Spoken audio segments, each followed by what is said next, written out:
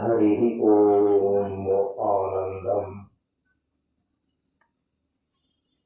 प्रशांति जीवन दर्शनम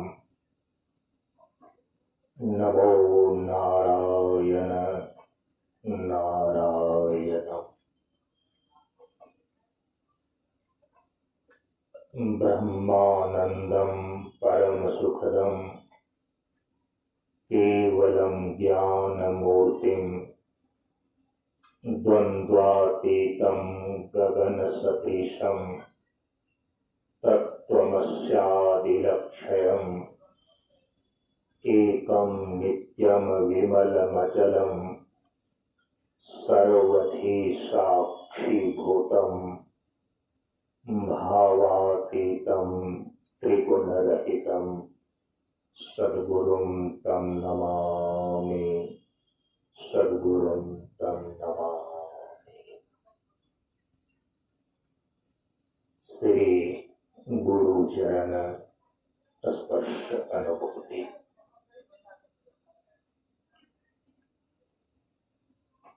सत्संग में उपस्थित श्रद्धालु सत्संग प्रेमियों,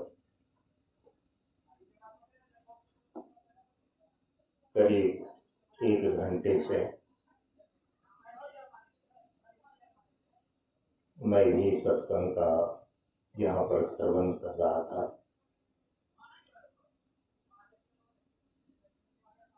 हम सभी लोग गुरु महाराज की वाणी में प्रतिदिन पाठ में दोहराते हैं, सत्संग नित और ध्यान नित रहिए करत संलग्न हो, व्यभिचार चोरी नशा हिंसा झूठ तजना चाहिए।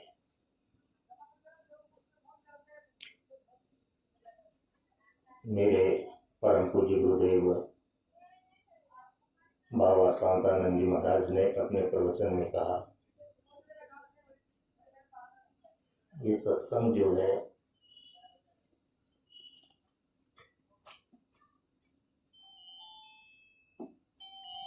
जहाँ भी सत्संग होता है वहाँ पर अवश्य ही पहुँचना चाहिए,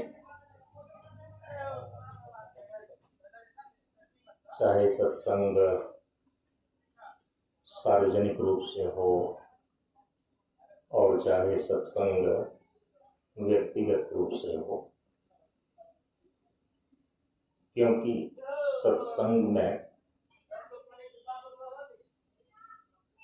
सत्य का संग करने का जो संत महापुरुषों के द्वारा विचार दिया गया है, उस संत वाणी का ही हम श्रवण करते हैं। तो जो संत की वाणी होती है ना, वो कोई व्यक्तिगत नहीं होता है, सबों के कल्याण के लिए होता है। गुरुदेव ने तो ये बताया कि जहाँ भी सत्संग हो रहा हो वहाँ यदि बिना बुलाए तुम चले जाओ तो 1 नंबर हुआ, और यदि आमंत्रित किया गया है, मैं तुम्हें बुलाया गया है, तो सारे कामों को छोड़ करके अवश्य ही पहुंच जाओ, ये 2 नंबर हुआ। अब बुलाने पर भी नहीं जाओ, संसार के कामों में लग करके बहाना बना दो कि सत्संग में जाने की फुर्सत नहीं मिली, वो 3 नंबर हुआ। तो कल ही मैं रात में कटिहार पटना इंटरसिटी से यहाँ बरारी में आया हुआ हूँ, और आप सभी लोग जानते हैं कि गुरुदेव का जो हाई स्कूल के फील्ड में उसके बगल में आश्रम के लिए जमीन दान में मिली हुई है, तो उसी में आश्रम निर्माण का कार्य जो है कल से प्रारंभ होना है, उसी के संदर्भ में तो मेरी कानों में जो है कि 7:30 बजे से स्तुति विनती सुनाई पड़ी। मैं अपना स्वाध्याय कर रहा था। ऐसे तो प्रतिदिन सुबह में जो बरारी में संत मत सत्संग मंदिर बना हुआ है वहाँ से आवाज़ें आ जाती है, लेकिन आज की आवाज़ को मैंने देखा कि नज़दीक से सुनाई पड़ रही है। तो पहले तो मैंने इग्नोर करने की कोशिश किया, रहा नहीं गया। मैं बाहर निकल कर के रोड पर मैंने देखा कि आवाज़ तो इधर से ही आ रही है। अब सत्संग की आवाज़ सुनाई पड़े तो मैं बहाना बना नहीं सकता हूँ, रुक नहीं सकता हूँ। तो सीधे रोड से आया तो ये पंडाल दिखाई दिया रोड से मुझे। ऐसे सीधे आ रहा था, किसी ने कहा नहीं ऐसे घूम करके आना होगा, तो पूछते पूछते मैं यहाँ पर पहुँचा। तो उस समय श्रीमान श्री किरण जी का अपना प्रवचन हो रहा था। 5 मिनट तक मैं नीचे सुनता रहा और फिर हुआ कि यदि यहाँ पर पहुँच गए हैं तो सत्संग पंडाल में ही जाकर के बैठना ठीक है। मैं इस संकोच से नहीं आ रहा था, नीचे सुन रहा था कि कहीं व्यवस्था में किसी प्रकार से हलचल न मच जाए, इसलिए मैं धीरे से आया और पीछे बैठ गया। सत्संग का मजा अपना अलग है। सारी बातें तो हो ही चुकी है और यहाँ बरारी में प्रत्येक वर्ष जो है 24 और 25 दिसंबर को परम पूज्य गुरुदेव की जो यहाँ पर विदाई समारोह मनाया जाता है, उसके अवसर पर आप लोगों में से बहुत सारे लोगों ने पहले भी प्रवचन सुना होगा और फिर आप लोग वहाँ पर सुन सकते हैं। तो सत्संग और ध्यान ये 2 मुख्य चीज़ें हैं। तो सत्संग की महिमा को तो आपने सुना है। ध्यान के लिए विषय में श्रीमान किरण जी से और महाराज जी से सूत्र रूप में सुन ही रहे थे। 4 प्रकार के योग जो मोक्ष प्राप्ति के चतुष्पाद संत मत के अंदर निर्धारित किया गया है गुरु महाराज के द्वारा। बुद्धि योग जिसको सत्संग योग बोलते हैं, मानस योग जिसके अंदर मानस जप और मानस ध्यान आपने सुना, तीसरा दृष्टि योग और चौथा नाद योग। साधन के क्षेत्र में ये साधन चतुष्टय है। इसको योग चतुष्टय भी बोल सकते हैं, क्योंकि कहीं भी पहुंचने के लिए ना साधन की आवश्यकता तो होती ही है। मोक्ष की प्राप्ति जिन साधनों के द्वारा होती है उन्हीं सभी साधनों को योग चतुष्टय के रूप में, माने 4 प्रकार के योग के रूप में, और शास्त्र में इसको साधन चतुष्टय भी बोलते हैं। साधन चतुष्टय के रूप में गुरु महाराज ने निर्धारित किया है। और गुरु महाराज मैं इसलिए बोल रहा हूँ कि मेरे माता पिता के गुरुदेव ब्रह्मलीन पूज्यपाद महर्षि में ही परमहंस महाराज जी हुए। और हमारे सनातन धर्म की परंपरा में माता पिता के जो गुरु होते हैं, परंपरा से वो उनके बाल बच्चे के भी गुरु माने जाते हैं। आजकल केवल जो है कि लोग घर में कुल गुरु को गुरु के रूप में स्वीकार करते हैं। कुल गुरु में जो चलते चले आते हैं ना कि बाप दादे के ज़माने से जो है कि कुल के देवी देवता हैं और सारे के सारी चीज़ें हैं, उनके कुल गुरु की परंपरा आती है। तो माँ बाप के गुजर जाने के बाद भी जो है बाद में बाल बच्चे की वही कुल गुरु होते हैं। अध्यात्म गुरु में भी ये सारी चीज़ें होनी चाहिए, क्योंकि माता पिता के द्वारा ही तो वो आध्यात्मिक संस्कार बाल बच्चे में आते हैं। तो उस अनुसार से आध्यात्मिक कुल गुरु मैं बिना संकोच का निसंकोच अपने भी मंचों पर और हर जगह पर ये कहता ही हूँ कि आध्यात्मिक कुल गुरु तो हमारे पूज्यपाद महर्षि नहीं परम महर्षि महाराज ही है। तो मोक्ष के साधनों को सारांश रूप में जो इन साधन चतुष्टय के रूप में निर्धारित किया है, मुख्य रूप से ये ध्यान की प्रक्रिया है।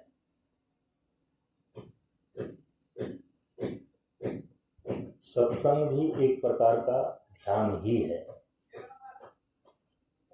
सत्य का अनुभव और अनुभूति करने की प्रक्रिया ही सत्संग कहलाती है।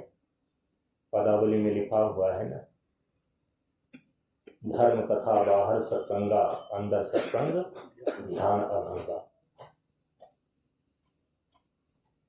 जो अभंग ध्यान की स्थिति है वो व्यक्तिगत सत्संग है, क्योंकि जब कोई साधक अपनी चेतना की अंतर्मुखी अवस्था में जो सत्य तत्व ब्रह्म और आत्मा है, परमात्म तत्व है, उसके यथार्थ स्वरूप का अनुभव और अनुभूति करने का यत्न करता है, प्रयास करता है, अभ्यास करता है, तो चूंकि सत्य तत्व का ही अनुभव और अनुभूति कर रहा है, वो अभ्यंतर सत्संग हो गया। इसीलिए ध्यान भी एक प्रकार का व्यक्तिगत सत्संग है। और ये जो 5, 10 या 10,000 की संख्या में मिल बैठ करके सामूहिक रूप से सत्संग करते हैं, तो ये सत्संग भी एक प्रकार का सामूहिक साधना का ही स्वरूप है। एक तो साधन के विषय में जानकारी दी जाती है इस सत्संग में। तत्व गुण वंदना के अंदर गुरुदेव ने बतलाया कि सत्संगति में पाया है साधन सुंदर ध्यान। तो जितने भी प्रकार के बाह्य या अभ्यंतर साधन हैं, उसकी प्राप्ति तो हमें सत्संग में ही प्राप्त होती है। तो सत्संग एक प्रकार की सामूहिक साधना है। और अपने भीतर जो हम ध्यान करते हैं ना, वह भी एक प्रकार का व्यक्तिगत सत्संग है, अभ्यंतर सत्संग है। ध्यान में जो ध्यान की प्रक्रियाएं हैं, क्योंकि समय बहुत ज़्यादा हो गया है, एक चीज़ आप लोगों को मैं आपका ध्यान आकृष्ट उस ओर कराना चाह रहा हूँ कि हमारे सनातन धर्म की परंपरा में मुख्य रूप से ध्यान की 2 प्रणालियाँ हैं। 2 प्रकार से ध्यान किए जाते हैं। दोनों प्रकार की प्रणालियों का उपयोग किया जाता है। और हमारे भारत की भूमि में तो भगवान राम और कृष्ण के समय से, भगवान वेदव्यास और वशिष्ठ के समय से लेकर के और भगवान बुद्ध के समय से दोनों प्रकार के ध्यान की प्रणालियों का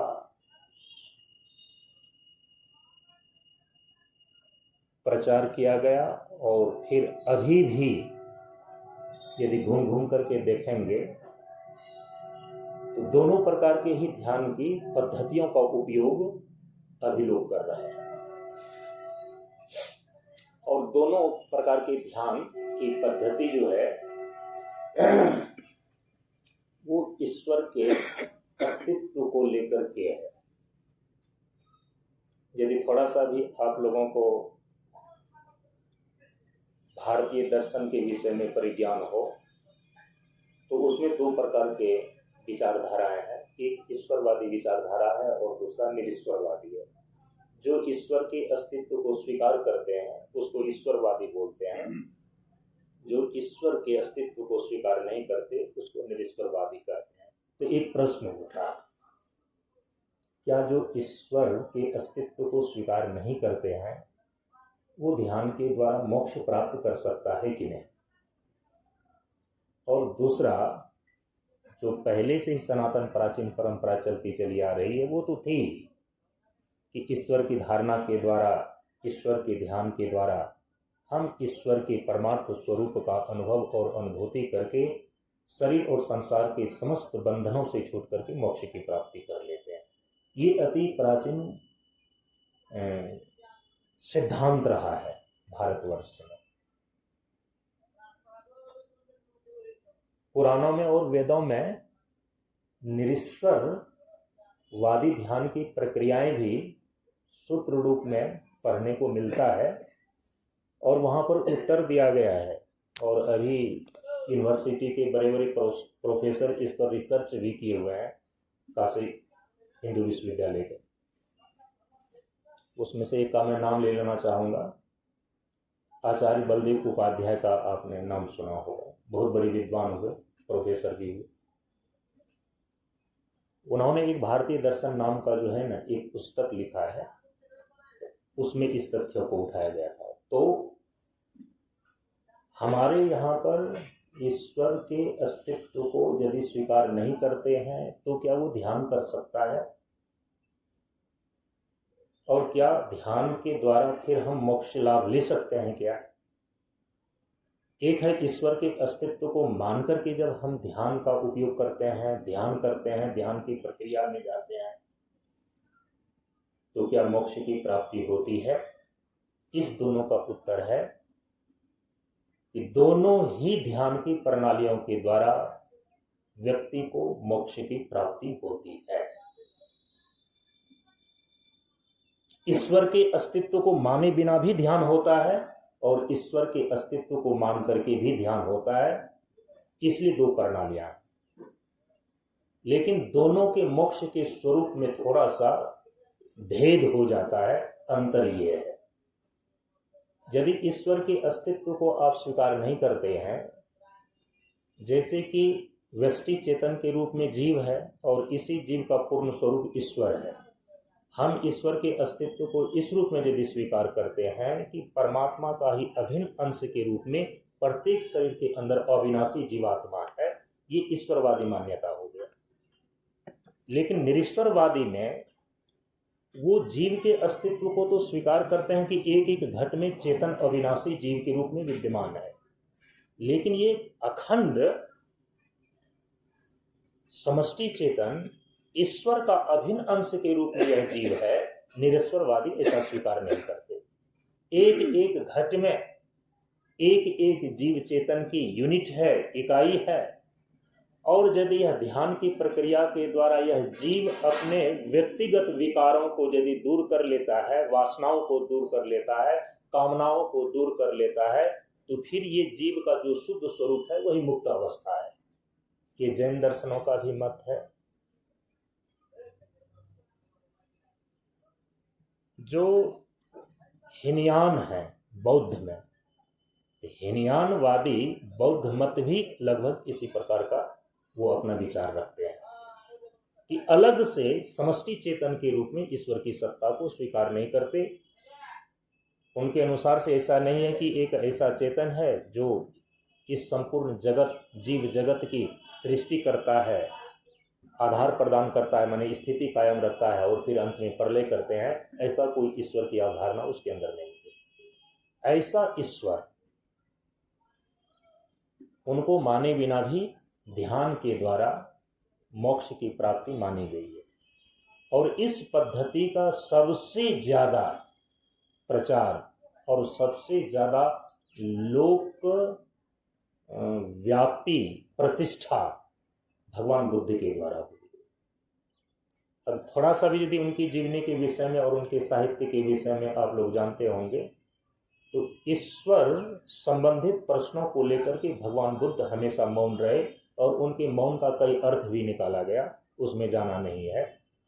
और व्याख्यानी कर के 10 प्रश्न है भगवान बुद्ध के, जिस पर हमेशा वो मौन रहे। दार्शनिक झंझटों में वो पड़े नहीं। उन्होंने कहा कि किन्हीं को सिर में आग लगी हुई है, सिर के आग को बुझाना चाहिए, ये पता नहीं करना चाहिए कि सिर में आग कैसे लगी, किसने लगाई, कहाँ से लगी। ये बाद का विचारणीय प्रश्न है। लोग दुख से संतप्त हो रहे हैं और उस दुख के संताप को दूर करने का उपाय का अभ्यास करना चाहिए। भगवान बुद्ध का ध्यान उस पर केंद्रित था और लोगों को उसी ओर उन्होंने केंद्रित करवाया। कि दुख है, और देखो जो जीवन तुम जी रहे हो ना, इस दुख का कारण है, उसका पता लगाओ, संत महापुरुषों के शरण में जाकर के, सत्संग में जाकर के उस कारण को जानो कि हमारे जीवन में दुख का कारण क्या है। और उन्होंने जो तीसरा आर्य सत्य बतलाया दुख के संबंध में, कहा कि ये दुख का निवारण हो सकता है। यह एक बहुत बड़ी सांत्वना है। अभी बड़े बड़े विद्वानों ने,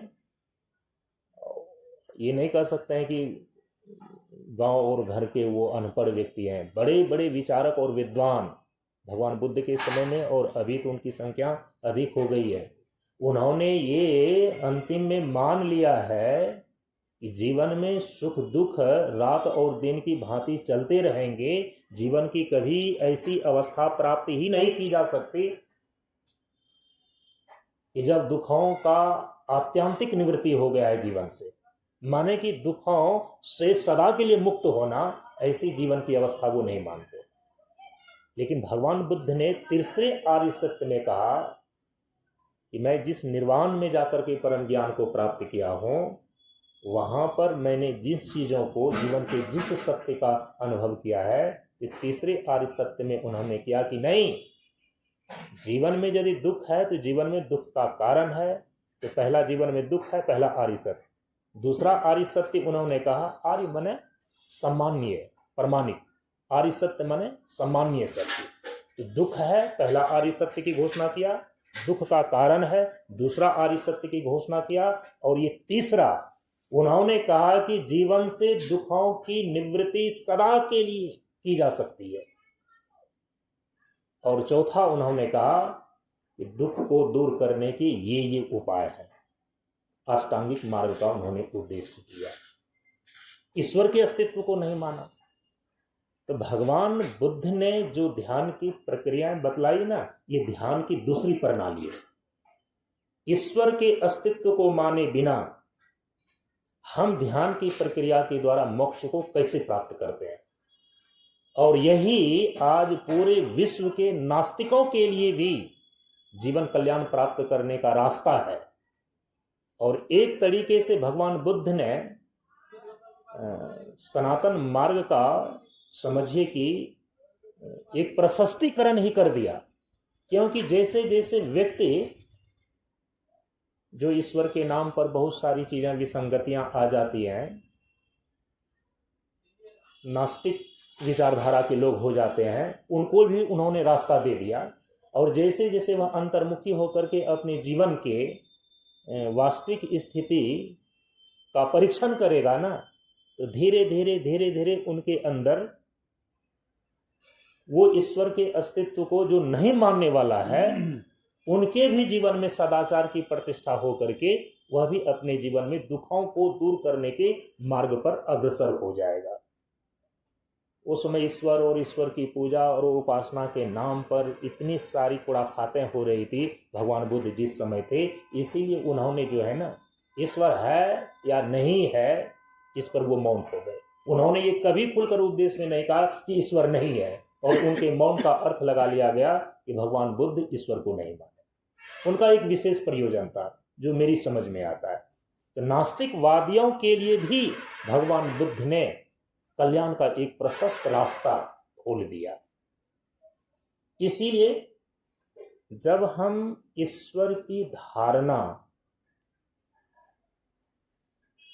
के बिना हम ध्यान करते हैं, और उस ध्यान की प्रक्रिया के द्वारा जो कि अपने भीतर की कामना और वासनाओं का क्रमशः हम निरोध करते जाते हैं, विचारों का निरोध, इच्छाओं का निरोध, कल्पनाओं का निरोध करते करते सर्व चित्त वृत्ति का जब निरोध हो जाता है, तो एक सर्व चित्त वृत्ति निरोध की अवस्था जो है ना, हम उसको बोलते हैं शून्य। और उस शून्य की अवस्था में किसी प्रकार का दुख नहीं होता, किसी प्रकार का द्वंद्व नहीं होता। जितने भी संस्कार संतति हैं, भगवान बुद्ध ने कहा कि एक विशेष प्रकार की प्रज्ञा निर्वाण की स्थिति में साधक को प्राप्त हो जाती है। 12 प्रकार के दुखों का कारण भगवान बुद्ध ने जो निश्चित किए हैं, उसके मूल में जाकर के उन्होंने भी अविद्या ही बतलाया। कहा कि उसके नाश हो जाने पर फिर उनका इस संसार में पुनर्जन्म नहीं होता। और वो जो वहाँ निर्वाण की स्थिति है ना, मोक्ष को वहाँ पर निर्वाण कहा गया है। और निर्वाण का वहाँ सीधा अर्थ होता है, समान अर्थ होता है निर्वाण माने बूझ जाना। जीव जिस कामना और वासना को लेकर के संसरण कर रहा था, उनका मूल ही नाश हो गया, तो बुझ गया। और वहां निर्वाण का दूसरा अर्थ ये ग्रहण कर लिया गया कि दुखों की निवृत्ति हो गई। निर्वाण माने दुख की निवृत्ति हो जाना। लेकिन वहां पर महायान मार्ग जो भगवान बुद्ध के ही पथ में है, हीनयान मार्ग वाले उनके दर्शनों को भगवान बुद्ध के उपदेशों के आधार पर ही जो उन्होंने निश्चित किया है, आप देखेंगे कि उसमें वो बता रहे हैं कि निर्वाण की प्राप्ति होने पर जीवन से दुख और दुख के कारण समाप्त हो जाने के कारण से दुख की तो निवृत्ति सदा के लिए हो जाती है, लेकिन वहां पर परमानंद की समुपलब्धि होगी ये शर्त नहीं है और इसकी आवश्यकता नहीं है। व्यक्ति अपने दुख से दुखी है, दुख का निवारण हो जाना चाहिए। जो दर्द हो रहा है, दर्द का निवारण हो जाना चाहिए। निर्वाण में दुख की निवृत्ति हो जाती है। और हमारे यहाँ पर मोक्ष को लेकर के ना ये बातें सारे आस्तिक और नास्तिक विचारधारा के जितने भी दार्शनिक हैं, मोक्ष की एक सामान्य परिभाषा इतना ही निश्चित किया है कि जीवन से दुखों की आत्यंतिक निवृत्ति हो जाना, छुटकारा पा जाना, इसको बोलते हैं मोक्ष। लेकिन सनातन परंपरा के अनुसार से प्राचीन काल से जो मोक्ष की परिभाषा और मोक्ष की स्थिति चलती आ रही है, दुख निवृत्ति के साथ साथ परमानंद की समुपलब्धि। निर्वाण में दुख की निवृत्ति है, परमानंद की समुपलब्धि ये शर्त नहीं है, ये आवश्यकता भी वो लोग नहीं समझते। लेकिन भगवान बुद्ध के जो महायानी मार्ग वाले हैं, उन्होंने कहा कि नहीं, महानिर्वाण की स्थिति में, परिनिर्वाण तो मृत्यु को बोलते हैं, महानिर्वाण की स्थिति में वो कहते हैं कि शांति और आनंद की उपलब्धि भी होती है। इसीलिए उसमें दो मार्ग हो गए, एक हीनयान मार्ग और दूसरा महायान मार्ग। तो भगवान बुद्ध के द्वारा बताई गई और प्रचारित जो ध्यान की दूसरी प्रणाली है, जिसमें ईश्वर की धारणा के बगैर भी हम ध्यान की प्रक्रिया के द्वारा जीवन से दुखों का अंत कर लेते हैं और निर्वाण की प्राप्ति कर लेते हैं, ये है। और जो पहले से चलती चली आ रही थी एक ध्यान की प्रणाली, उसमें है कि ईश्वर की धारणा पूर्वक हम ध्यान करते हैं। और जब हम ईश्वर की धारणा पूर्वक ध्यान करते हैं, जैसे अभी सुन रहे थे ना कि ईश्वर की भक्ति चाहिए, तो ईश्वर की भक्ति करने के लिए पहले ईश्वर के स्वरूप को समझना पड़ेगा। और ईश्वर के स्वरूप में भी सगुण स्वरूप होगा और निर्गुण स्वरूप होगा। इस प्रकार से भक्ति सोपान क्रम से आगे बढ़ता है। तो ईश्वर की धारणा पर यहाँ तक कि योग दर्शन में जिस योग की प्रक्रिया को लेकर के हम सभी लोग अभ्यास करते हैं, उनका जो दर्शन है, योग दर्शन महर्षि पतंजलि के द्वारा लिखा गया, उसमें उन्होंने ईश्वर प्रणिधानात् वा करके एक सूत्र दिया। कहा कि साधक को शीघ्रतम समाधि का लाभ लेने के लिए तो ईश्वर की धारणा आवश्यक है। तो एक ध्यान की प्रक्रिया है ईश्वर धारणा पूर्वक, ईश्वर के अस्तित्व को स्वीकार करते हैं, उनके निर्गुण और सगुण स्वरूप को समझते हैं, और फिर इसके बाद पहले सगुण धारणा चलती है, फिर इसके बाद निर्गुण उपासना चलती है। इस प्रकार से ईश्वर की धारणा पूर्वक जो ध्यान की प्रक्रिया चलती है ना, चरम स्थिति में जाकर के जो मोक्ष की प्राप्ति होती है, उस मोक्ष की प्राप्ति में जो मोक्ष की स्थिति होती है, निर्वाण से थोड़ा सा वो ये अलग है। क्या अलग है? इसमें दुख की निवृत्ति होने के साथ साथ परमानंद की समुपलब्धि भी साधक को होती है। कारण क्या है? यदि जीव का परमार्थ स्वरूप ईश्वर है, ईश्वर अंश जीव अविनाशी, आगे क्या बोलते हैं गोस्वामी जी, चेतन अमल सहज सुप्रासी, चेतन है, अमल है और सहज सुख मन आनंद स्वरूप है। जो सद्घन चिद्घन आनंद घन परमात्मा है, जो इस जीव का परमार्थ स्वरूप है, यदि यह जीव ध्यान के द्वारा अंतर्मुखी होते हुए अपने परमार्थ स्वरूप में प्रतिष्ठित होता है तो इनका परमार्थ स्वरूप तो सद्घन है। जैसे ही सद्घन में अपने परमार्थ स्वरूप में अवस्थिति लाभ करेगा, मृत्यु का भय सदा के लिए चला जाएगा, क्योंकि अमृत का अनुभव करके ही मृत्यु पर विजय पाई जा सकती है। दूसरा, यदि यह चिद्घन है तो चिद्घन का मतलब ही होता है ज्ञान स्वरूप, अखंड विज्ञान स्वरूप। अखंड विज्ञान स्वरूप में अवस्थिति लाभ करके ही कोई सभी प्रकार की मूर्खताओं से, अज्ञानताओं से और जड़ता से सदा के लिए मुक्ति पा सकता है। यदि परमात्मा तत्व आनंद स्वरूप है, सहज सुख राशि है, जीव जब अपने परमार्थ स्वरूप में अवस्थिति लाभ प्राप्त कर लेता है तो वहां कभी भी दुख की छाया नहीं हो सकती। तो दुख की निवृत्ति के साथ साथ परमानंद की समुपलब्धि हो जाती है जब आप ईश्वर धारणा पूर्वक ध्यान की प्रणाली को, ध्यान की प्रक्रिया का उपयोग करते हैं।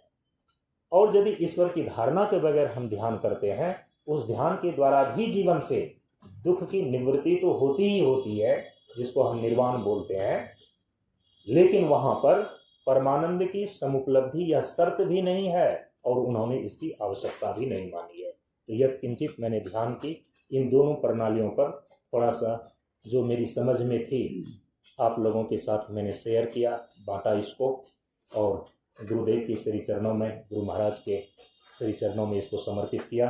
इन्हीं शब्दों के साथ मैं अपनी वाणी को विराम देता हूँ। आप सबों को एक साथ नमो नारायण। जय गुरु।